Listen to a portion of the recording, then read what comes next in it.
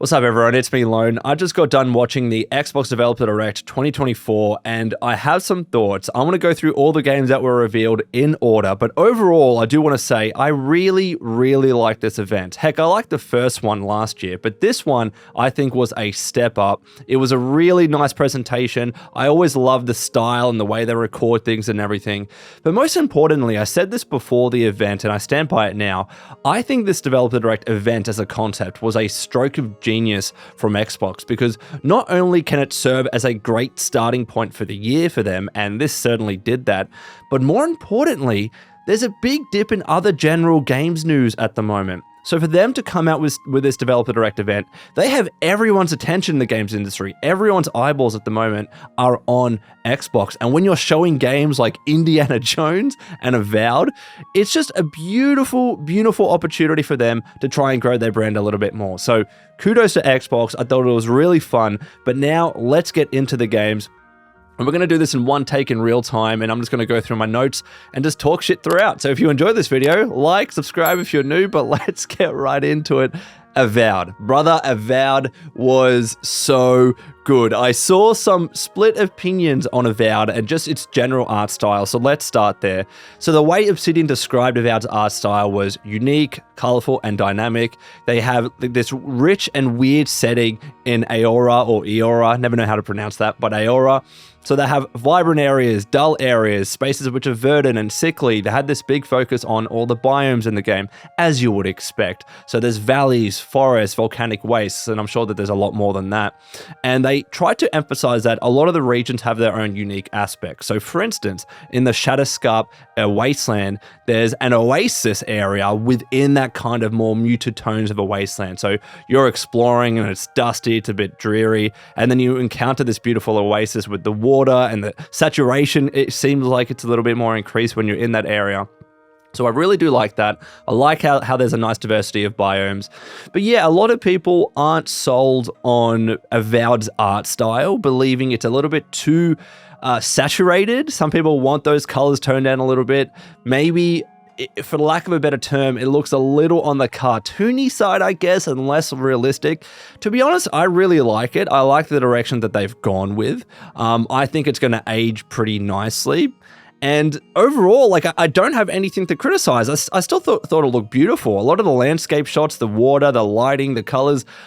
And to be fair, I'm someone that always leans more towards more saturated games.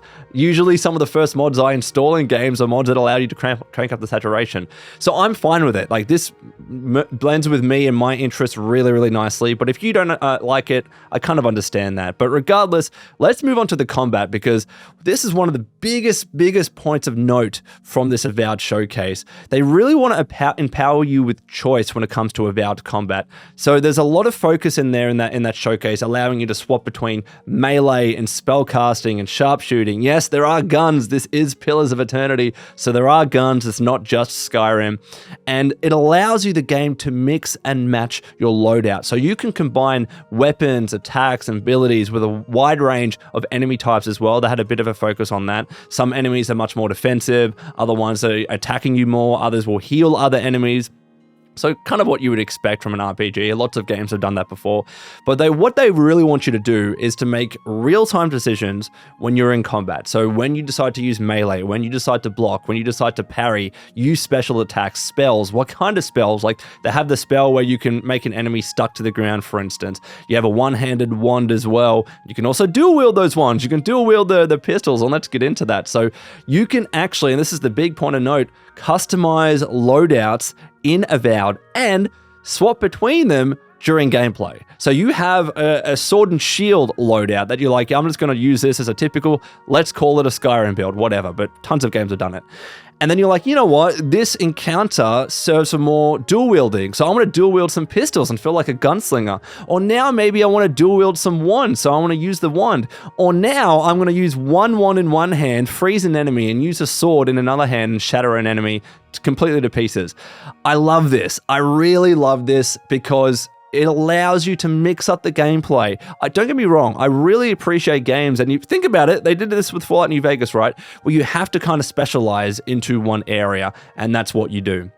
and you don't have all that much opportunity to really vary up your style of gameplay and combat in the middle of combat.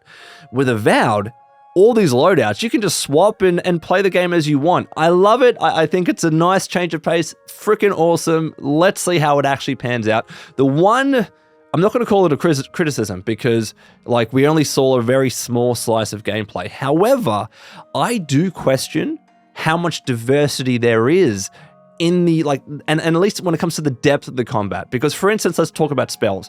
How many spells are there? We didn't see that many spells in the gameplay. We saw the one where the enemy gets stuck to the ground and a couple of others, but I do wonder how many spells there are going to be, what you can kind of do with your wand, or is it literally just, you're throwing kind of elemental spells and magic attacks against people. I do like that there's blocking and parrying. That's really nice. But yeah, slightly, I'm just questioning what kind of depth there is to combat, the amount of spells, etc., etc. But I think they're going to be saving a lot of that for maybe a future showcase and a future reveal. And maybe they're still working on a lot of those mechanics. So who really knows? But I'm not questioning it. I mean, I am questioning it, but I'm not criticizing it. But moving on, the next big focus is the quests in the game, choice and dialogue. And this is why we play Obsidian games, okay? Huge focus on choice, huge focus on consequence. They want you to have to make decisions in the game that have, this is their words, not mine, profound consequences. So for instance, they showcase this quest where you found a bunch of dead bodies and you have to find out what's going on. There were 4 people originally with the group, and there was another person that kind of suggested he ran away, and then you have to figure out what actually happened. First of all, I thought the voice acting was incredible. The character designs I really liked. The voice acting sounded good, and they essentially want there to be a little bit of moral nuance and gray areas. This is not just black and white. This is, and I love BGS, this is not just like good option and bad option. They want you to operate a little bit in the middle, right? And you have to make tough decisions in complicated areas. So with this quest, for instance, this character said he got separated in the chaos, but it suggested, as I mentioned, he probably ran away.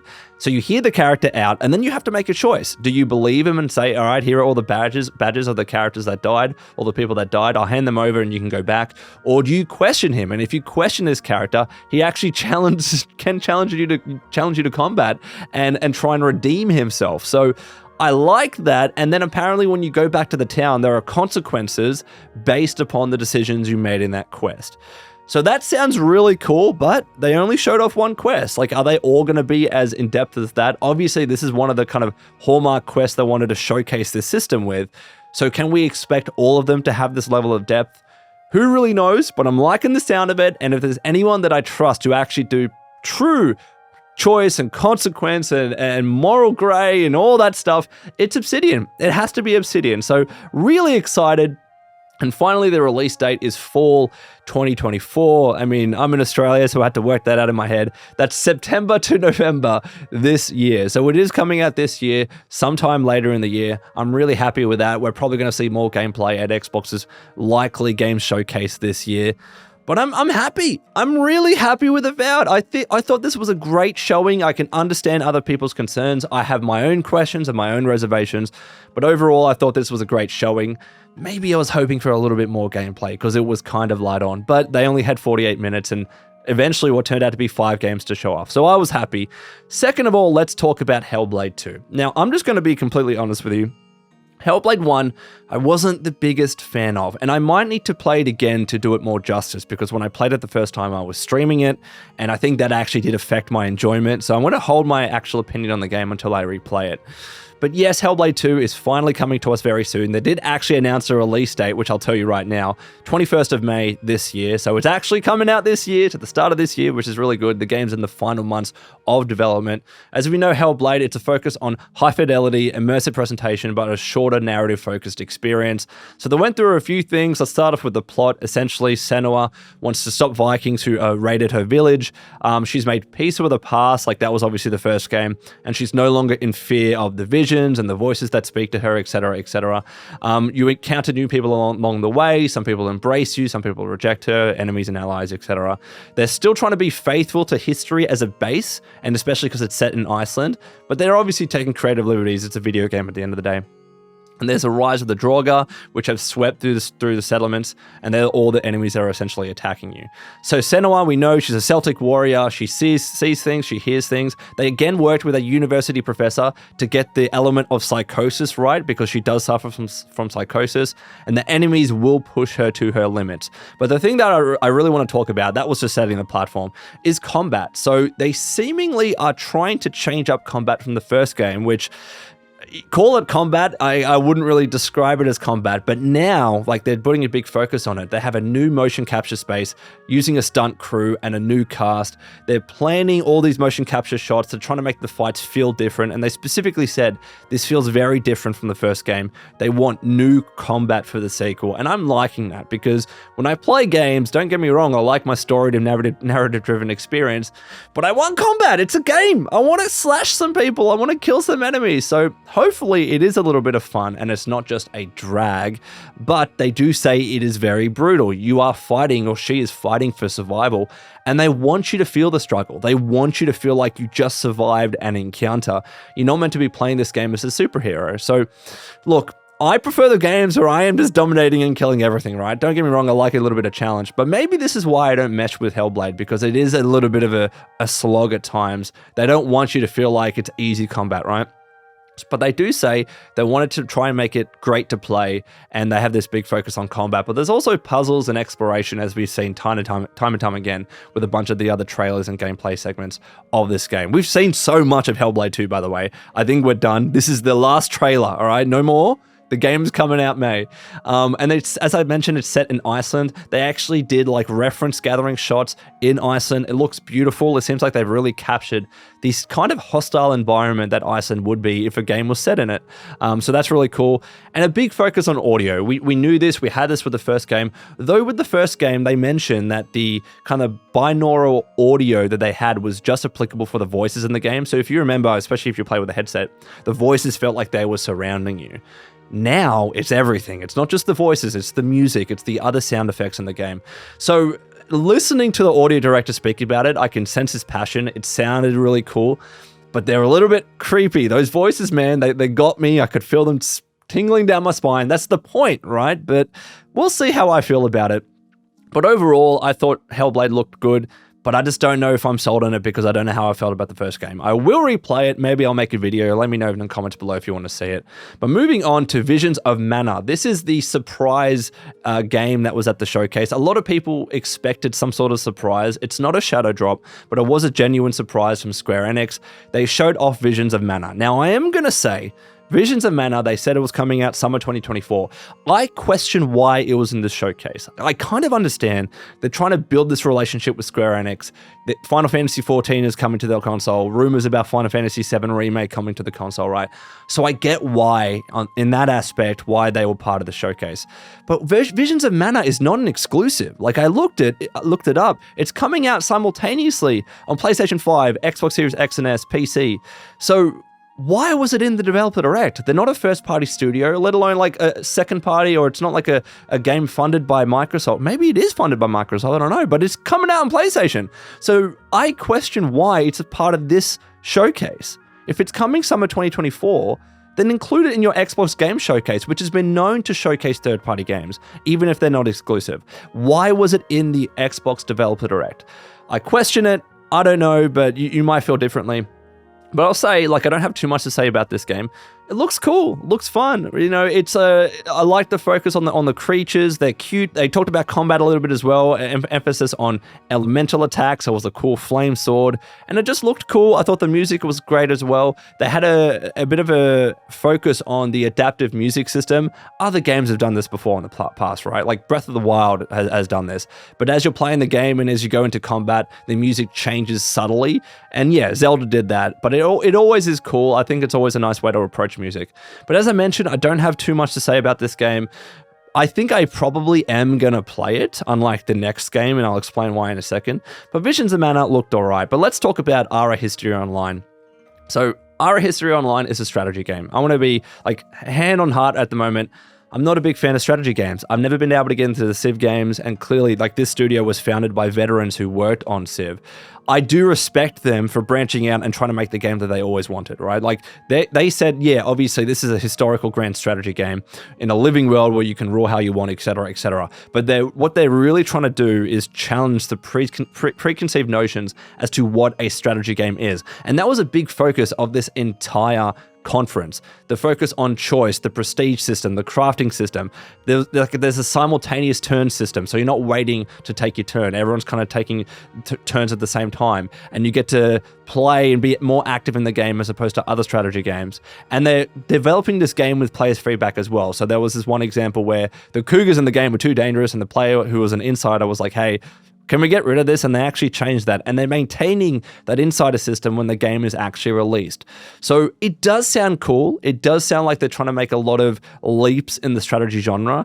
And they absolutely, you can tell they have their chops. Like, they have a lot of experience, a lot of veterans at this studio. If there's anyone that could make an incredible strategy game that's actually pushing the boundaries of the strategy genre, it is this studio. It is Oxide Games. So you know what? Good on them. I'm proud of them for doing what they want to do, but I just don't think I'm going to play this game. Strategy games, Civ-style games have just never been for me, but I'm not going to criticize it for that reason. That's just my personal preference, right? But finally, I do want to spend a bit of time, naturally, on Indiana Jones, and we know the name now. It's Indiana Jones and the Great Circle. This looked so good, brother. This was better than I expected. Honestly, no, you know what? No, I'm going to rant a little bit. Not better than I expected. I expected this level of quality because it's Machine Games. Machine Games is probably one of the most underrated studios in the world. Machine Games deserves their props, and you can see in the gameplay for Indiana Jones, in the presentation, the combat, how much thought has gone into it, how much they want to respect the film series and the fans of the series. I think they deserve everything that is coming to them because they are an incredible studio, and this was an amazing showing. I think they deserve everything. Machine Games are so freaking good. Play the Wolfenstein games. Promise you, you're gonna love them. And you can see how much influence is coming in from the Wolfenstein games. And it's not just because there's Nazis in this game. Obviously, that's part of it. But just the style of game. Todd Howard, essentially, he was pretty much responsible for this, right? From what I understand. He was always a huge fanboy of Indiana Jones. He approached Disney, he approached Lucasfilms, said, I always wanted to make this game. He even had the character arc planned out, the story planned out. He knew exactly what he wanted to do. And they were sold on it. Disney and Lucasfilms were really keen on them doing the game. And essentially, Todd Howard looked around at internal Bethesda studios and thought, there's no other studio that's better than Machine Games to make this game. And I 100% agree. Similar to Arcane with Blade, Indiana Jones and Machine Games, perfect mix. They've nailed it. They nailed it. So let's get into it. First of all, we saw this opening trailer where you can see just kind of like a general look at the game, and then they really went into depth and detail. It looked stunning. It looked like an action blockbuster movie. Indy looked like Indy, like a young Harrison Ford. It wasn't voiced by Harrison Ford, but still looked and sounded just like Indy. I really think the trailer and hopefully the gameplay when we get our hands on it are capturing the magic from Indiana Jones, the sense of adventure, the exploration, the mystery as you're solving puzzles and going through temples. It just looked like a lot of fun. And the whip is iconic. It looks like, when you can use it in combat and use it in traversal. That's freaking awesome. The story sounds typical Indiana Jones, cool, intriguing, and it looks fun just punching Nazis. It looks fun punching enemies. This is Machine Games. Of course they're going to nail that aspect of the combat. And there's a sense of humor as well. I think they're really in tune, clearly, with what Indiana Jones is about, with what makes those movies magical and just exciting. I thought the trailer was the best possible showcase of Indiana Jones that you could possibly ask for. And let's just go through it. And there's a few controversial aspects about this game that people were talking about. The choice of going first person. I think a lot of people were hoping that Indiana Jones as a video game, and there's been games before in the past, but this game would be third person. I understand it because you're not playing as you. It's not like a first-person RPG. You're playing as Indy, and it helps when you see the character all the time, when you see him running around, solving puzzles, cracking his whip, hitting enemies. I can understand the appeal of playing as third person. I'm fine with first person. I agree with Machine Games that being up and close and personal is absolutely the key. When you're cracking your whip, when you're solving the puzzles in those temples, punching enemies, to me, I agree with them. It does look more interesting and more immersive in first person. And at the very least, there are aspects of the game which are third person. So sometimes in cutscenes and sometimes in traversal, the camera does pan out and you're experiencing it in third person. I thought it was a great choice. Fantastic. In terms of the story, he's working at Marshall College, someone breaks into the museum, a thief stole something that was seemingly insignificant in terms of history, and Indy got curious, as he likes to do, and he's like, why would this person steal it? This giant thief, why would you do that? So he goes to the Vatican to try and discover why this particular artifact was stolen, and that was essentially the start of the game. And there's also a character, her name is Gina. She is more invested in this. She had a lead and she's been trying to follow this for a while. And then that's how they interact. I'll talk about her in a second. But yeah, in this game, there's a focus on puzzles, as you would expect. Like, Indy has to use his wits to get through the game. You have to think, solve those puzzles and progress. And I also like how, there are clearly the elements where there's about combat, right? But a lot of the fun that they said you're going to be able to experience in the game, when you're solving the puzzles, is when you're like having to actually think and progress through temples and other challenging areas. It seems like there's going to be like traps as well that you're going to have to avoid. Really, really like it. And I love the focus on sneaking, and you have to observe enemy patrols and using your whip to get through. And the environments as well look beautiful. The temples, the pyramids of Egypt, snow-peaked Himalayas. I'm loving it. Like, I do need to say here, when we're talking about environments, the game looks stunning. It looks beautiful. As I mentioned, it looks like you're looking at a movie, like you're watching the movie. I think Machine Games have nailed the art style here. I think it's fantastic. The world does look rich and vibrant. I agree with them. And it just feels akin to a kind of a movie cinematic Indiana Jones experience. Perfect. The music also sounds typical indie as well. Initially, though, they were like, oh, John Williams. I'm like, holy crap, they got the original composer. And they're like, and we found someone who's copying his style. And I'm like, that was a bit of an ass-pull. But still, music does sound like Indiana Jones. The cinematics, as I mentioned, it's a movie-like approach. They're using a lot of stunt actors. They're trying to bridge that gap from game to movie. And you have to remember, like, a good portion of people playing this game are probably going to be movie Indiana Jones fans. So you can't make it feel too different from the movie. So I love it. As I mentioned, the other main protagonist is Gina. She has a personal stake in figuring out this mystery. She's an investigative reporter. Their paths intertwine, like her and Indy, and they go from there. She seems like fun. She seems like she's got a bit of humor about it. And I do like the humor. I think they've nailed the comedic aspect of Indiana Jones just from what we've seen. And I'm sure there's going to be more of that in the actual game. And the villain, I can't remember the name, but the villain, psychological, manipulative, intelligent. That was the way that they described this villain. Tries to get under your skin. This dude looked like straight from Wolfenstein. And I'm just going to say, it looked perfect. Like, this is the perfect game for Machine Games. It really, really is. Talking about combat as well, it's a hybrid experience with melee stealth. You can sneak around enemy patrols, as I mentioned. You can smack enemies with a shovel, or you could use a whip. You can use the whip to distract enemies, and you can also use them to attack them and traverse through the world with your whip as well. So cool, man. And I talked about before, puzzles is a big focus of the game as well.